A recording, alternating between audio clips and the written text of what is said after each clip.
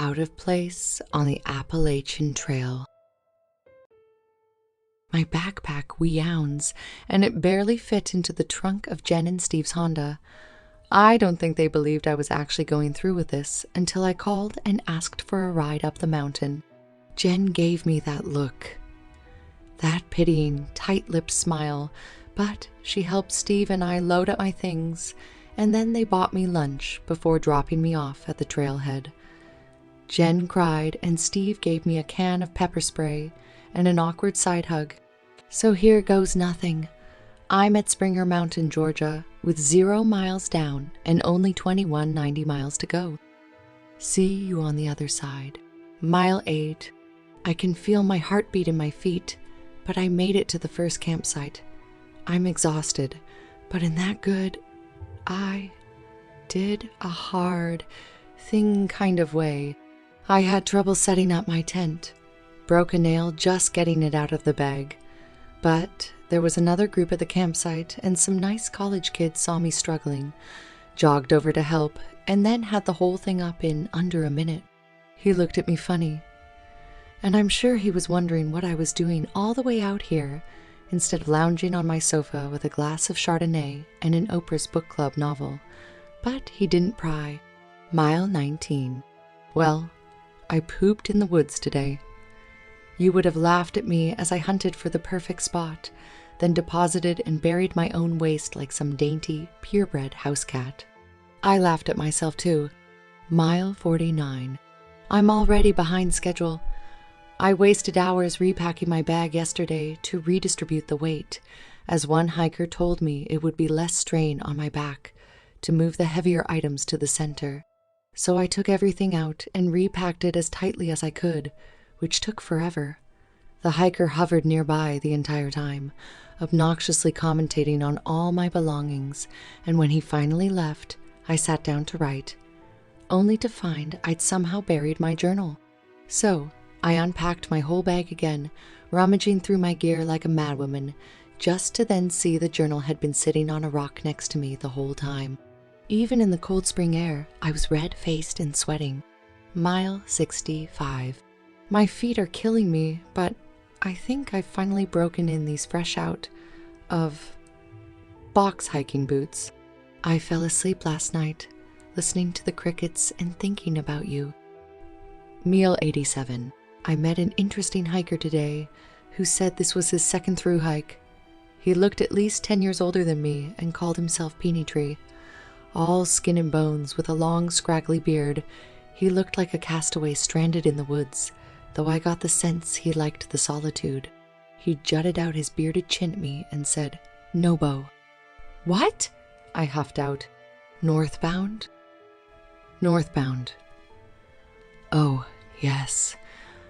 I had to pause and catch my breath after each sentence. Just getting started." He looked me over and clicked his tongue.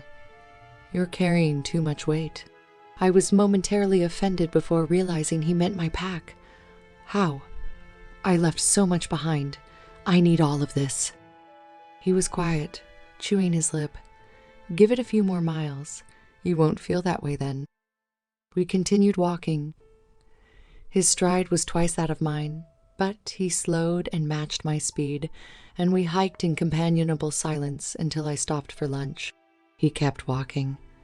"When you're ready to let some of that go, you'll feel much lighter. Trust me." Then with a final, "Take care out there," he disappeared around the next bend. His reprimand irritated me, but the frustration kept me going for a good 4 or 5 more miles. I envied him, so confident and free. He reminded me of you. Mile 112. I pulled 8 ticks off my legs yesterday.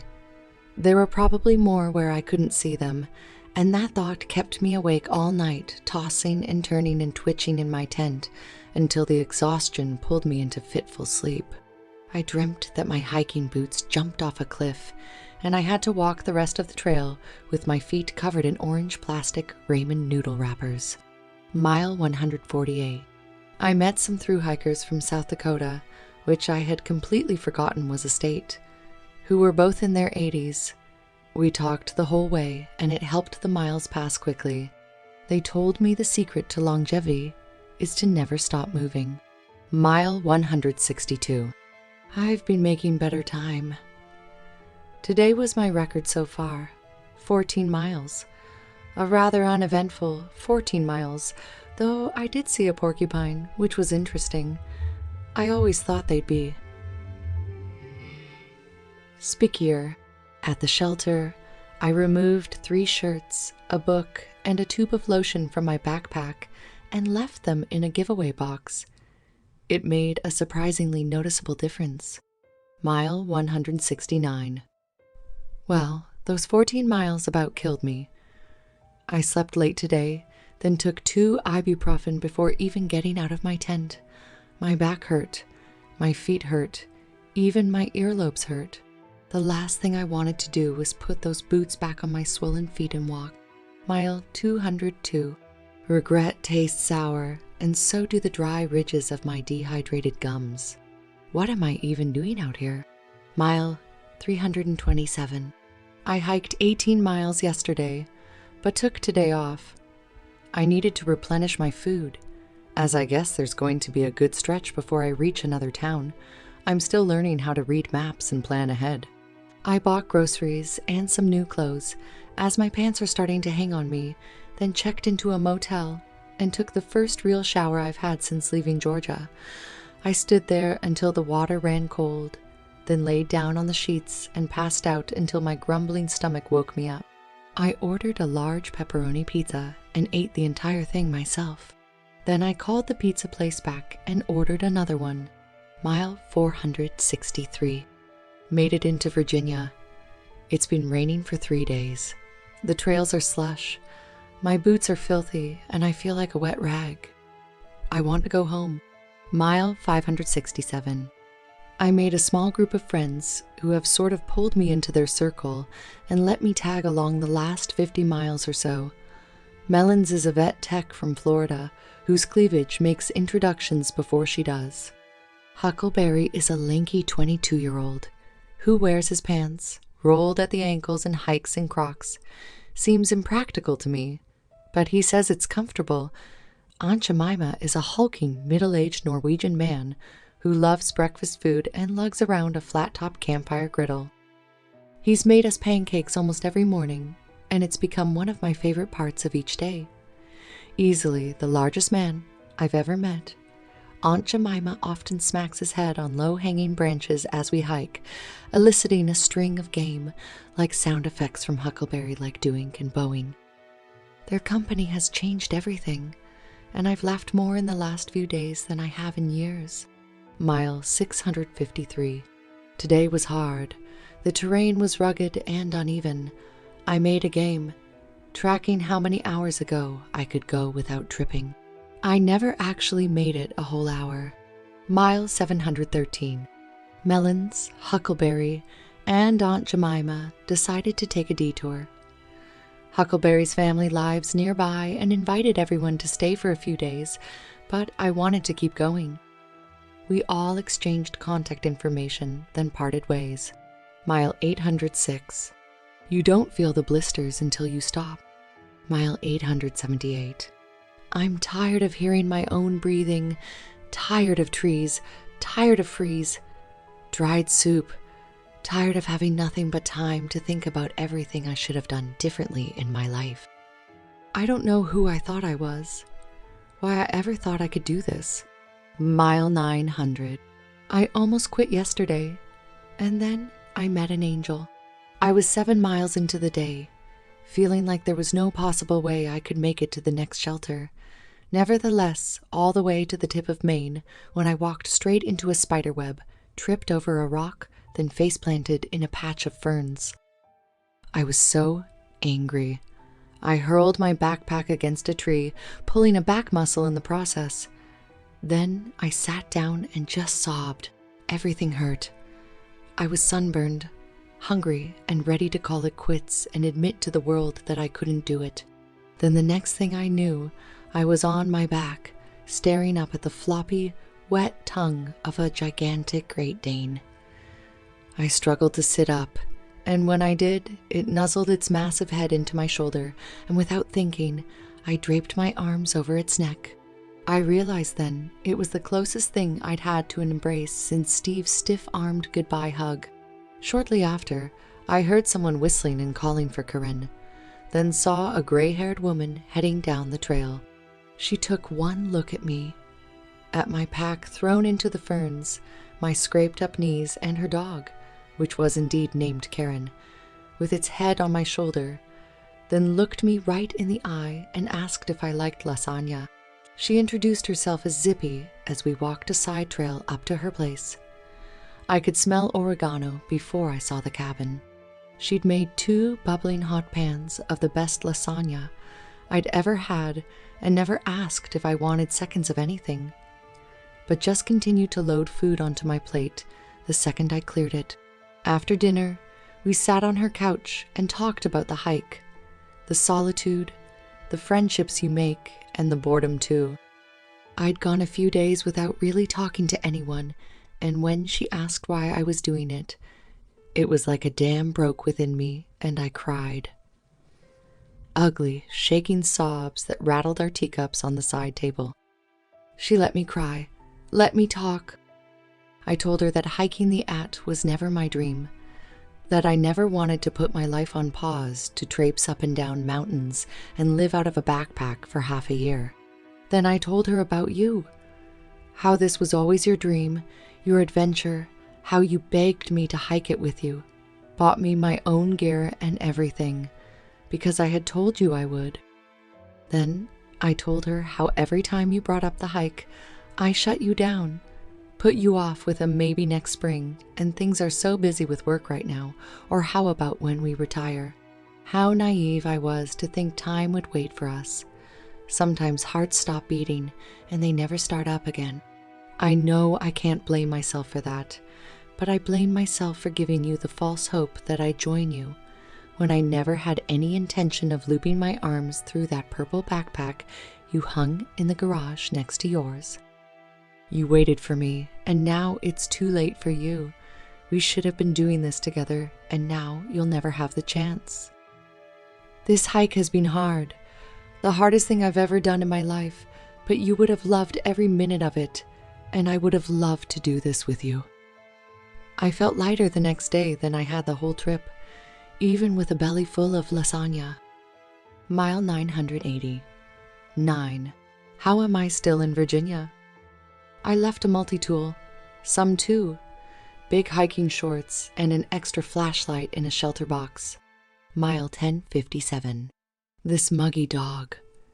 Breath's summer air is making my skin crawl. I dropped the gasket of my water filter in a creek today and stood staring into the brown trickle for several minutes, trying to find the thing before I realized I was standing about a foot away from a coiled-up copperhead. My blood turned to ice. A momentary reprieve from the suffocating heat, and then I spun myself away from the thing with the agility of a woman 20 years younger.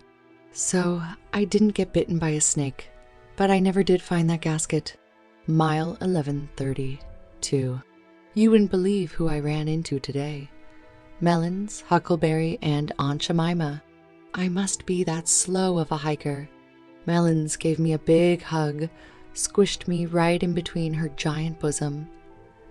Huckleberry was wearing real boots, said he'd lost his Crocs in a river and had to walk 1.5 miles in socks before he could buy new shoes. Someone made Aunt Jemima an apron with a picture of a giant backpacker flipping pancakes. He said he wears it every morning. Mile 1280. 1. Almost through Pennsylvania. I know I've complained a lot, but today was one of those days where all the blood, sweat, and tears felt like they were worth something. I woke up before sunrise, made hot coffee, and climbed to an overlook where the valley stretched below, still shrouded in shadow. I watched the sun rise and shed light on each curve and dip of the land. Birds chirped all around me, leaves danced in the breeze, and I felt you there with me. For the first time, I couldn't wait to get moving. Mile 1359. Did I tell you? I've been given a trail name? Scribe, Mile 1422. We've made it to New York. Melons and I hitchhiked into town today and got pedicures, mostly just to see the looks on the beauticians' faces when they saw our feet. That, and I was dying for a foot massage. I picked out some bright red nail polish and sunk down into a massage chair, but when I peeled my socks away, my left pinky toenail came clean off and landed right in the sudsy water. I didn't feel a thing. The poor lady painted the nail, less stub of my toe anyway, and now you can hardly tell anything is missing. Mile 1614. The terrain has been fairly steep the past few days, but absolutely gorgeous. We've made it into Vermont, and the gang and I stopped for a much-deserved night at a motel. The motel served scrambled eggs at the continental breakfast the next morning, and between the four of us, we must have eaten 24 eggs. Aunt Jemima wasn't impressed with their pancakes, but he still ate enough for a football team. Mile 1736. I've made it to New Hampshire from Georgia with my own 2 feet. I can hardly believe it. There have been so many days when I've wanted nothing more than to give up and go home, but now that I'm getting close to the end, I'm almost afraid. What happens when it's over? Mile 1901. I beat my own record and walked 24 miles today. Every muscle in my body is screaming, and I barely have the energy to hold up this pen, but I just had to say one thing. I'm sorry. I'm sorry you never got to see what I've seen, or walk where I've walked. But I hope you know that I have carried you with me every step of the way.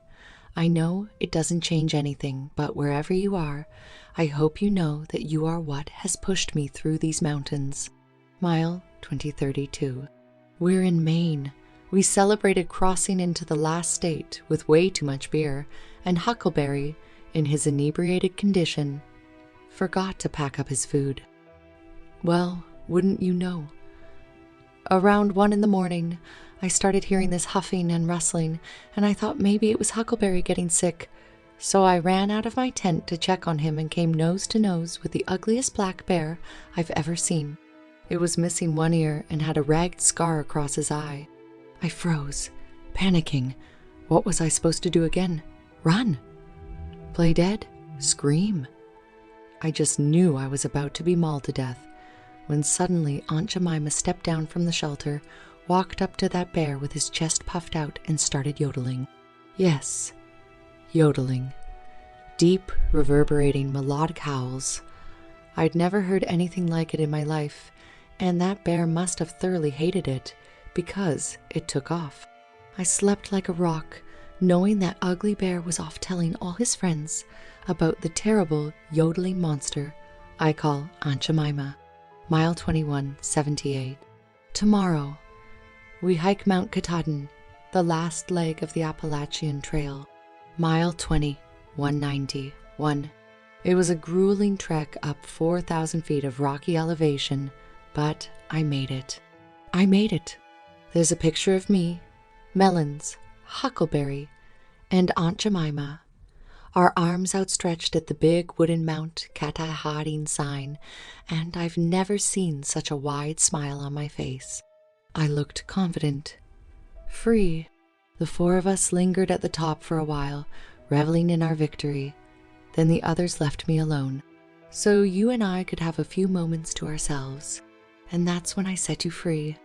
I lifted the cap on the small cylindrical urn I'd carried with me through sunshine and rain for the past 2,000 miles, and I sprinkled your ashes into the wind. You spread your wings and flew over the mountain, settling yourself in the rocks and rivers and valleys of beautiful, wild Maine. We're through hikers now, you and me, and I couldn't have done it without you.